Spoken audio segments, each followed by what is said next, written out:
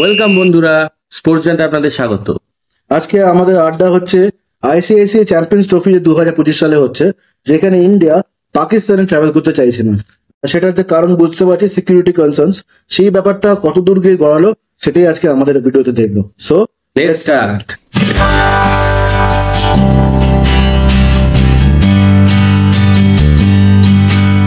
ফেব্রুয়ারি মার্চে হতে যাচ্ছে champions trophy.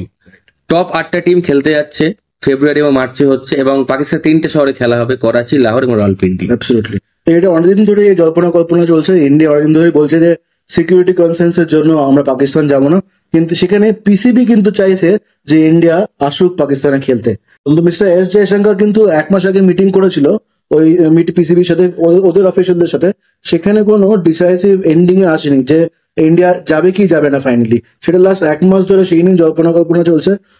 S জয়শঙ্করের main point ছিল পাকিস্তান না যাওয়ার সিকিউরিটি কনসার্নস।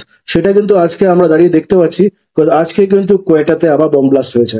তো এই কারণগুলোর জন্যই কিন্তু ইন্ডিয়া পাকিস্তানে ট্রাভেল করতে চাইছিল না। সেটা তো আমি মানছি, কিছু বোম ব্লাস্ট হয়েছে বা হয়, কিছু কোয়েটাতে বম ব্লাস্ট হয়েছে, কিন্তু ইন্ডিয়া তো এরকম 2-1টা বোম ব্লাস্ট হতেই পারে, মানে হতে থাকে, এমনি তো হতেই তো থাকে। কিন্তু আমার মতে একটাই কথা, রাজনীতির সঙ্গে খেলাকে কখনোই জড়িত করা উচিত না। কিন্তু যে পাকিস্তান যে আনসেফ সেটাও তো আমরা অনদেখা করে দিতে পারি না। পাকিস্তানে গেছে, পাকিস্তান অন্য টিম তো ট্রাভেল করছে, বাকি 6টা টিম তো গিয়ে খেলছে, এমন তো না ওরা খেলবে না বলেছে, ওরা তো বলছে যাবে। তো ইন্ডিয়া যেতে প্রবলেমটা কোথাও এটাই মাথায় ঢুকছে। কিন্তু India as a neighbouring country হয়ে বাকি টিমদের থেকে অনেক বেশি অ্যাট রিস্ক ভাই।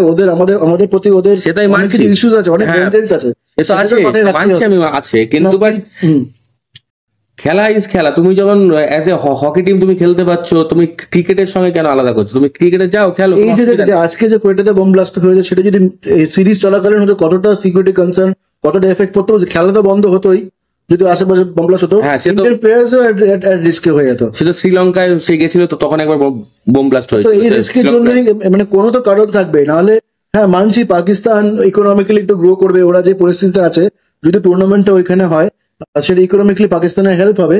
কিন্তু আমাদের পাকিস্তানকে ইকোনমিক হেল্পের থেকে আমাদের প্লেয়ার ইকোনমিকের হেল্পের কথা আসছি না, আমি মেন বলছি খেলাটাই খেলে রাখা উচিত, পাকিস্তানে খেলা উচিত। কারণ ইন্ডিয়া একটা পাকিস্তানে গিয়ে যদি পাকিস্তানে চ্যাম্পিয়ন্স ট্রফি জিততে পারে, এটা ওয়ার্ল্ড কাপের থেকেও বড় একটা কাপ আনবে।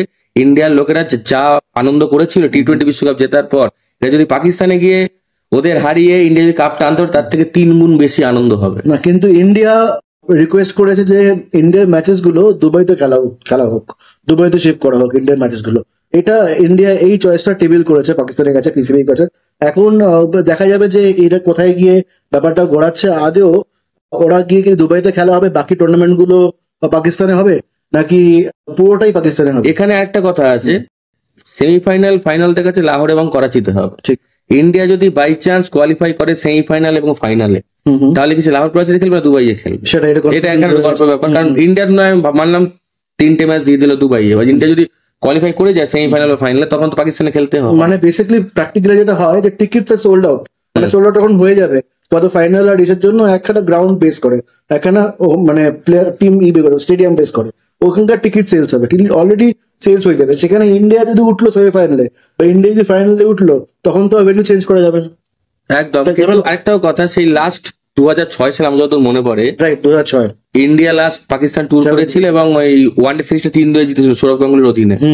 সচিন তেন্ডুলকার ব্যাটও ভালো বল করেছিল, বোলিং এ ইনজামকে আবার আউট করে দিচ্ছিল, ইনজাম ক্যাপ্টেন ছিল। আর ওই সিরিজটা 3-2 যেতে মোহাম্মদ কাইফ, ধোনি খুবই ভালো ফর্মে খেলেছিল, সেটাই লাস্ট। আর রাহুল দ্রাবিড়ও ছিল, খুব ভালো খেলেছিল। সেই লাস্ট, তারপরে আর প্রায় 18-19 বছর হয়ে গেছে, এখন আর যাওয়াই হয়নি। এক্স্যাক্টলি। কিন্তু আমরা সবাই চাই যে সেই মেমোরিজ গুলো আবার রিলিভ করতে। হ্যাঁ, আবার যে আমাদের যে এক্সপিরিয়েন্স গুলো করেছিলাম, যে শিহরণ গুলো আমাদের খেলে গেছিল গা দিয়ে ওদের ম্যাচ গুলো দেখে, সেগুলো কিন্তু আবার রিপিট হয়।